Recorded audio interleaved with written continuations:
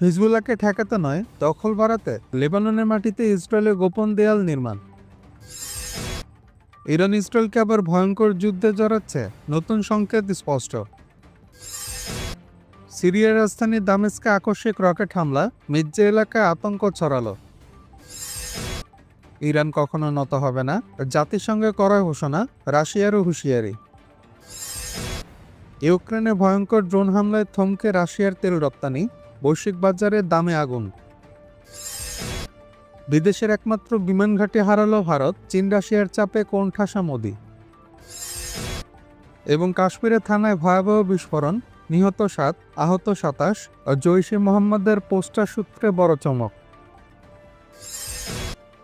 খবর পড়ছি আমি ফজলে রাব্বি। হিজবুল্লাহকে ঠেকাতে নয়, দখল বাড়াতে লেবাননের মাটিতে ইসরায়েলের গোপন দেয়াল নির্মাণ। হিজবুল্লাহকে নিরস্ত্র করতে অজুহাতে লেবাননে সামরিক অভিযান বাড়িয়েছে ইসরায়েল। শুধু তাই নয়, পাহাড়ি 5টি এলাকা দখল করে রেখেছে দেশটির সেনাবাহিনী। এর মধ্যে নতুন তথ্য দিল জাতিসংঘ, লেবাননের ভেতরে দেয়াল তুলছে ইসরায়েল। শুক্রবার 14 নভেম্বর জাতিসংঘ শান্তিরক্ষীরা জানান, ইসরায়েলি বাহিনী লেবাননের দক্ষিণাঞ্চলে জাতিসংঘ নির্ধারিত ব্লু লাইনের কাছে একটি দেয়াল নির্মাণ করেছে। বিষয়টি নিশ্চিত করেছে বার্তা সংস্থা এএফপি। প্রতিবেদনে বলা হয়, অক্টোবর মাসে লেবাননে অবস্থানরত জাতিসংঘের শান্তিরক্ষা মিশন ইউনিফিল ইসরায়েলি প্রতিরক্ষা বাহিনী বা আইডিএফ ইয়ারুনের দক্ষিণ পশ্চিমে যে কংক্রিটের টি-ওয়াল তুলেছে সেটি সরেজমিনে পরিদর্শন করে। জরিপে দেখা যায় দেয়ালটি ব্লু লাইন অতিক্রম করে লেবাননের ভেতরে ঢুকে গেছে। ইউনিফিল জানায়, এই দেয়ালের কারণে 4000 বর্গমিটারেরও বেশি লেবাননি ভূমি এখন সেখানকার জনগণের কাছে অপ্রাপ্য হয়ে পড়েছে। জাতিসংঘের পক্ষ থেকে ইসরায়েলকে এই দেয়াল অবিলম্বে অপসারণের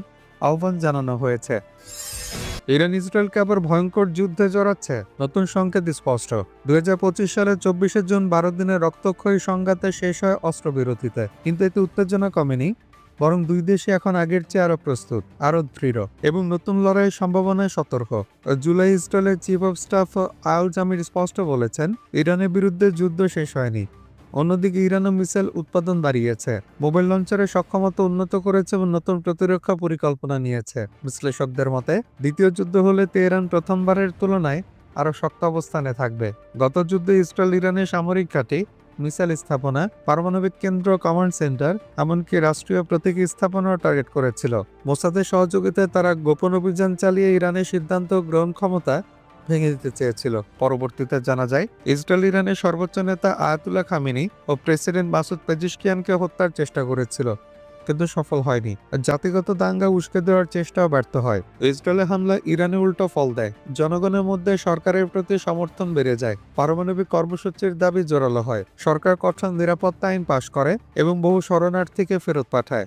যুদ্ধ পরবর্তী তদন্ত ইসরায়েলি গুপ্তচর নেটওয়ার্কের অনেক তথ্য উদ্ধার করে ইরান, যা তাদের নিরাপত্তা ব্যবস্থা আরও শক্তিশালী করতে সাহায্য করেছে। মিসাইল পরীক্ষা করে দেখে ইরান বুঝেছে কোন অস্ত্র সবচেয়ে কার্যকর। এরপর সেই অস্ত্র উৎপাদন বহুগুণ বাড়ায়। ইসরায়েল ভেবেছিল জনরোষে ইরানের সরকার দ্রুত দুর্বল হয়ে পড়বে, কিন্তু ইতিহাসে বহু আঘাত সহ্য করা ইরানি জনগণ এবারও দেশের পাশে দাঁড়ায়। পশ্চিমা ইসরায়েলি বিশ্লেষকেরা প্রবাসী ইরানিদের জীবনযাপন দেখে ভুল ধারণা তৈরি করেছিলেন, যার ফলে তাদের কৌশলগত হিসাব ভুল হয়, ফলে যুদ্ধেও প্রত্যাশিত ফল পাননি।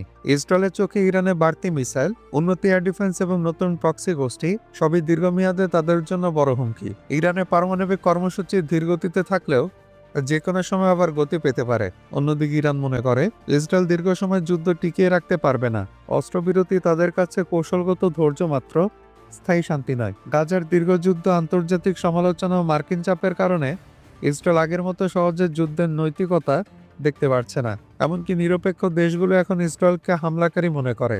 উপরন্তু ইরান এখন প্রতিদিনই দ্বিতীয় হামলার জন্য প্রস্তুতি নিচ্ছে। অভ্যন্তরীণ গোয়েন্দা সংস্থাগুলোর ঐক্য ইসরায়েলের চমৎকার সৃষ্টি ক্ষমতাকে প্রায় নিঃশেষ করেছে। দ্বিতীয় যুদ্ধ হলে ইসরায়েল সবচেয়ে আগে ইরানের মোবাইল মিসাইল ইউনিট এবং গুরুত্বপূর্ণ অবকাঠামো টার্গেট করতে চাইবে। ইরাকের মতো দীর্ঘমেয়াদী দুর্বল রাষ্ট্র বানানোর চেষ্টাও করতে পারে। কিন্তু ইরানের এখন একা নয়, আঞ্চলিক মিত্র এবং জনসমর্থন উভয়ই আছে। ইরান ধ্বংস হলেও পুনর্গঠন করতে পারবে এবং তখন তাদের পাল্টা আঘাত ইসরায়েলকে ভয়ঙ্কর মূল্য দিতে বাধ্য করবে। সিরিয়ার রাজধানী দামেস্কে আকস্মিক রকেট হামলা, মির্জা এলাকায় আতঙ্ক ছড়ালো। সিরিয়ার রাজধানী দামেস্কের মির্জা এলাকায় শুক্রবার 14 নভেম্বর দুটি কাতিউষা রকেট হামলা হয়েছে। রাষ্ট্রীয় সংবাদ সংস্থা সানার খবর অনুযায়ী হামলায় একজন নারী নিহত হয়েছেন এবং কয়েকজন বেসামরিক নাগরিক আহত হয়েছেন। বিষয়টি নিশ্চিত করেছে সিরিয়ার প্রতিরক্ষা মন্ত্রণালয় জানায়, রাজধানী উপকণ্ঠ থেকে রকেট দুটি ছোড়া হয় এবং সরাসরি আবাসিক এলাকায় গিয়ে আঘাত আনে। ঘটনায় বেশ কয়েকটি স্থাপনা ক্ষতিগ্রস্ত হয়েছে। প্রতিরক্ষা স্বরাষ্ট্র মন্ত্রণালয়ের টিম দ্রুত ঘটনাস্থলে পৌঁছে রকেটের উড়ালপথ ও উৎক্ষেপণস্থল শনাক্তে তদন্ত শুরু করেছে। হামলার পর পুরো মির্জা এলাকায় কঠোর নিরাপত্তা জোরদার করা হয়েছে। অ্যাম্বুলেন্স ও জরুরি সেবাকর্মীরা দ্রুত এসে আহতদের উদ্ধার করেন এবং আশপাশের এলাকায় সতর্ক অবস্থান নেয় স্থানীয় প্রশাসন। ইরান কখনো নত হবে না, জাতিসংঘে করা ঘোষণা। রাশিয়ারও হুঁশিয়ারি। জাতিসংঘে নিযুক্ত ইরানের স্থায়ী প্রতিনিধি রাষ্ট্রদূত আমির সাইদ ইরাবানি বলেছেন, আন্তর্জাতিক পরমাণু শক্তি সংস্থা বা IAEA এর প্রতিবেদন অবশ্যই পেশাদার, বাস্তবভিত্তিক এবং রাজনৈতিক চাপমুক্ত হতে হবে। পার্কস্ট্রিটের প্রতিবেদনে তার বক্তব্য উদ্ধৃত করে জানানো হয়, ইরান কখনো হুমকি বা চাপের মুখে মাথা নোয়াবে না। তিনি আরো বলেন, ইরানের সঙ্গে কাজ করতে হলে সম্মান, আইন এবং সমতার ভিত্তিতে করতে হবে। সামরিক আগ্রাসন বা অর্থনৈতিক সন্ত্রাসবাদ দিয়ে ইরানকে তার বৈধ অধিকার থেকে সরানো যাবে না। এদিকে রুশ পররাষ্ট্র মন্ত্রণালয়ের মুখপাত্র মারিয়া জাকারোভা জানিয়েছেন, রাশিয়ার নেটোতে আক্রমণ করার কোনো ইচ্ছা নেই। তবে তিনি স্পষ্ট করে নেন, নেটো যদি রাশিয়ার বিরুদ্ধে কোনো আগ্রাসী পদক্ষেপ নেয়, তবে রাশিয়া তার বিদ্যমান সব সামরিক সক্ষমতা ব্যবহার করে কঠোর জবাব দেবে। লেবানন ইসলামী প্রতিরোধ আন্দোলন হিজবুল্লাহ নির্বাহী পরিষদের প্রধান শেখ আলী দারমুশ ইসরায়েলকে শার্পলি আক্রমণ করে বলেছেন, ইসরায়েল দখলদার বাহিনীর যুদ্ধবিরতি শর্ত হাজারবার লঙ্ঘন করেছে। তিনি জানান, জাতীয় নিরাপত্তা কৌশল নিয়ে কোনো আলোচনা অর্থবহ হতে হবে। ইসরায়েলকে প্রথমে হামলা বন্ধ করতে হবে এবং তাদের প্রতিশ্রুতি রক্ষা করতে হবে। ভেনেজুয়েলার প্রেসিডেন্ট নিকোলাস মাদুরো আমেরিকা মহাদেশে বাড়তে থাকা রাজনৈতিক উত্তেজনার প্রসঙ্গ টেনে যুক্তরাষ্ট্রের জনগণকে সতর্ক করেছেন। তিনি প্রশ্ন তোলেন, দক্ষিণ আমেরিকায় কি আরেকটি গাজা তৈরি করার চেষ্টা হচ্ছে? মাদুরো বলেন, মানবজাতি ইতোমধ্যে গাজার গণহত্যা যন্ত্রণা সহ্য করছে। নতুন কোনো সংঘাত এলে তা ভয়াবহ বিপর্যয় বয়ে আনবে। গাজা প্রসঙ্গে ফিলিস্তিনি ইসলামী প্রতিরোধ আন্দোলন হামাসের মুখপাত্র হাজম কাশেম বলেন, গাজায় সঠিকভাবে ত্রাণ পৌঁছাতে ব্যর্থতা ইসরায়েলকে আরো কঠোর অবরোধে আরবে উৎসাহিত করছে। সম্প্রতি ঝড় বৃষ্টিতে গাজার মানবিক পরিস্থিতি আরো খারাপ হয়েছে জানিয়ে তিনি আন্তর্জাতিক সমাজকে নৈতিক, মানবিক ও আইনগত দায়িত্ব পালনের আহ্বান জানান। ইউক্রেনে ভয়ঙ্কর ড্রোন হামলায় থমকে রাশিয়ার তেল রপ্তানি, বৈশ্বিক বাজারে দামে আগুন। ইউক্রেনের ড্রোন হামলার পর কৃষ্ণ সাগরের গুরুত্বপূর্ণ বন্দর নভরোসিয়েস্ক থেকে তেল রপ্তানি সাময়িকভাবে বন্ধ করে দিয়েছে রাশিয়া। বৈশ্বিক বাজারে ব্যবহৃত দৈনিক মোট তেলের প্রায় 2% আসে এই বন্দরটি দিয়ে, তাই একে বড় ধাক্কা হিসেবে দেখা হচ্ছে। সংবাদ মাধ্যমগুলো জানায়, সাম্প্রতিক মাসগুলোতে রাশিয়ার তেল রপ্তানি অবকাঠামোর উপর এটি ইউক্রেনের সবচেয়ে বড় হামলা। আগস্ট থেকে মস্কোর যুদ্ধ সক্ষমতা দুর্বল করতে রুশের তেল শোধনাগারে হামলা বাড়িয়েছে কিয়েভ। এই আঘাতের পর সরবরাহ সংকটের আশঙ্কায় বিশ্ববাজারে তেলের দাম 2% বেশি লাফিয়ে ওঠে। ইউক্রেনের জেনারেল স্টাফ জানায়, রাশিয়ার সামরিক ও অর্থনৈতিক সক্ষমতা দুর্বল করার কৌশলের অংশ হিসেবে নভরোসিয়েস্কে তারা নেপচুন ক্রুজ ক্ষেপণাস্ত্র, বিভিন্ন স্ট্রাইক ড্রোন ব্যবহার করেছে। এছাড়া তারা দাবি করছে, শুক্রবার রাশিয়ার সারাতভ অঞ্চলে একটি তেল শোধনাগার এবং পাশের এঙ্গেলস এলাকায় একটি জ্বালানি সংরক্ষণাগারেও পৃথক হামলা চালানো হয়েছে। রুশ কর্মকর্তাদের মতে, নভরোসিয়েস্কে হামলায় একটি ডকে থাকা জাহাজ, আবাসিক অ্যাপার্টমেন্ট ভবন এবং একটি তেল ডিপো ক্ষতিগ্রস্ত হয়েছে। জাহাজের 3 জন ক্রু সদস্য আহত হয়েছেন। এদিকে একই দিনে রাশিয়া ইউক্রেনের উপর ব্যাপক পাল্টা হামলা চালিয়েছে।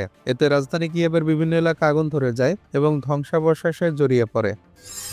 বিদেশের একমাত্র বিমান ঘাঁটি হারালো ভারত, চীন রাশিয়ার চাপে কোণঠাসা মোদি। মধ্য এশিয়ায় প্রায় 2 দশক ধরে ভারতের সামরিক উপস্থিতির প্রতীক হিসাবে দাঁড়িয়ে থাকা তাজিকিস্তানের আয়নি বিমান ঘাঁটি অবশেষে ছেড়ে দিতে হয়েছে। গত 3 বছর ধরে নীরবে সেনা সদস্য সামরিক সরঞ্জাম প্রত্যাহার চলছিল, তবে বিষয়টি প্রকাশ্যে আসে মাত্র গত সপ্তাহে। এরপর থেকে আন্তর্জাতিক মহলে শুরু হয়েছে ব্যাপক আলোচনা। আর দূরপ্রাচ্য থেকে মধ্য এশিয়া ভূরাজনৈতিক দিক থেকে অত্যন্ত সংবেদনশীল এই অঞ্চলে ভারতের একমাত্র বিদেশি ঘাঁটি ছিল আয়নি। 2000 সালে শুরুর দিকে আফগানিস্তানে তালেবান বিরোধী নর্দার্ন অ্যালায়েন্সকে সহায়তা এবং মধ্য এশিয়া কৌশলগত অবস্থান শক্তিশালী করতে ভারত ঘাঁটিটির রানওয়ে আধুনিকীকরণ, এয়ার ট্রাফিক কন্ট্রোল, নিরাপত্তা অবকাঠামো সহ বহু উন্নয়ন কাজ করে। সেই সময় অনেক বিশ্লেষকে বলেছিলেন, আয়নি ঘাঁটি ভারতের জন্য আঞ্চলিক প্রভাব বাড়ানোর জন্য সুযোগ। সাম্প্রতিক বছরগুলোতে অঞ্চলের রাজনৈতিক পালাবদল ঘাঁটিটির কৌশলগত মূল্য কমিয়ে দেয়, আর বিশেষ করে আফগানিস্তান থেকে যুক্তরাষ্ট্রের প্রত্যাহার ও তালেবানের পুনরাগমন পরিস্থিতিকে আরো জটিল করেছে। ফলে মধ্য এশিয়ায় ভারতের পূর্বে সক্রিয় ভূমিকা ধীরে ধীরে সীমিত হয়ে আসে। এদিকে তাজিকিস্তানে রাশিয়া ও চীনের ক্রমবর্ধমান প্রভাব ভারতকে আরো দুর্বল অবস্থায় ফেলে। কূটনৈতিক মহলের বিশ্লেষণ, দুশানবে কোনো পক্ষকে বিরক্ত করতে চায় না। আঞ্চলিক ভারসাম্য রক্ষার জন্য ভারতীয় সামরিক উপস্থিতি কমানোই তাদের কাছে নিরাপদ মনে হয়েছে। ভারতের পররাষ্ট্র মন্ত্রণালয় বলছে, দ্বিপক্ষীয় চুক্তির মেয়াদে শেষ হয়ে উভয় দেশের সম্মতিতে কার্যক্রম বন্ধ করা হয়েছে। তবে বিশেষজ্ঞরা মনে করছেন এটি ভারতের জন্য বড় কৌশলগত ধাক্কা, কারণ আয়নি ঘাঁটি শুধু একটি সামরিক স্থাপনা নয়, চীন ও পাকিস্তানের উপর নজরদারি এবং দ্রুত প্রতিক্রিয়া সক্ষমতার জন্য এটি ছিল অত্যন্ত গুরুত্বপূর্ণ প্ল্যাটফর্ম। নিরাপত্তা বিশ্লেষকদের মতে, ঘাঁটি থেকে ভারতের নীরব প্রত্যাহারই দেখিয়ে দেয় কূটনৈতিক দুর্বলতা এবং আঞ্চলিক শক্তিগুলোর চাপ। বিশেষজ্ঞরা বলছেন, চীনের বেল্ট অ্যান্ড রোড ইনিশিয়েটিভ বা বিআরআই ও মধ্য এশিয়া তাদের সামরিক অর্থনৈতিক প্রভাব ভারতকে কার্যত পিছনের সারিতে ঠেলে দিয়েছে। ভারত সরকার দাবি করছে, ঘাঁটি ছাড়লেও তাজিকিস্তানের সঙ্গে সামরিক সহযোগিতা, প্রশিক্ষণ ও গোয়েন্দা তথ্য বিনিময় আগের মতোই চলবে। কাশ্মীরের থানায় ভয়াবহ বিস্ফোরণ, নিহত 7, আহত 27। জৈশ ই মোহাম্মদের পোস্টার সূত্রে বড় চমক। ভারত নিয়ন্ত্রিত জম্মু ও কাশ্মীর একটি থানায় ভয়াবহ বিস্ফোরণে 7 জন নিহত এবং অন্তত 27 জন আহত হয়েছেন, এনডিটিভি জানিয়েছে। শনিবার 15 নভেম্বর মধ্যরাতে শ্রীনগরের নোগাম থানায় জব্দ করা বিস্ফোরক হঠাৎ বিস্ফোরিত হলে একটি মর্মান্তিক দুর্ঘটনা ঘটে। পুলিশ সূত্র বলছে, আহতদের মধ্যে অন্তত 5 জনের অবস্থা গুরুতর, ফলে মৃতের সংখ্যা আরও বাড়তে পারে। নিহতদের বেশিরভাগই পুলিশ সদস্য ও ফরেনসিক টিমের সদস্য। তারা বিস্ফোরক পরীক্ষা করছিলেন, ঠিক তখনই দুর্ঘটনা ঘটে। নিহতদের মধ্যে শ্রীনগর প্রশাসনের 2 কর্মকর্তা রয়েছেন। আহতদের সেনাবাহিনী 92 ঘাঁটি হাসপাতাল এবং Sherry Kashmir institute of medical সায়েন্সে ভর্তি করা হয়েছে। বিস্ফোরণের পরপরই পুলিশের ঊর্ধ্বতন কর্মকর্তারা ঘটনাস্থলে ছুটে যান এবং পুরো এলাকা ঘিরে ফেলা হয়। এনডিটিভির তথ্য মতে, এই থানা পুলিশ সম্প্রতি এলাকায় জৈশ ই মোহাম্মদের পোস্টার লাগানো একটি ঘটনা তদন্ত করছিল। ওই পোস্টার অনুসন্ধান থেকে বেশ পরিমাণ বিস্ফোরক উদ্ধার করা হয়। একই মামলায় কয়েকজন চিকিৎসককে গ্রেপ্তার করা হয়। গ্রেপ্তার হওয়া চিকিৎসকদের একজন আদিল আহমেদ রাতে, তাকে গত অক্টোবরে আটক করা হয়। তিনি এমন পোস্টার লাগাচ্ছিলেন যেখানে নিরাপত্তা বাহিনীর কাশ্মীরে বহিরাগতদের উপর বড় হামলার হুমকি ছিল। আদিলকে গ্রেপ্তারের পর পুলিশ একটি নেটওয়ার্কের খোঁজ পায়, যাদের সঙ্গে দিল্লিতে আত্মঘাতী বোমা হামলায় 13 জন নিহতের ঘটনার যোগসূত্র পাওয়া গেছে।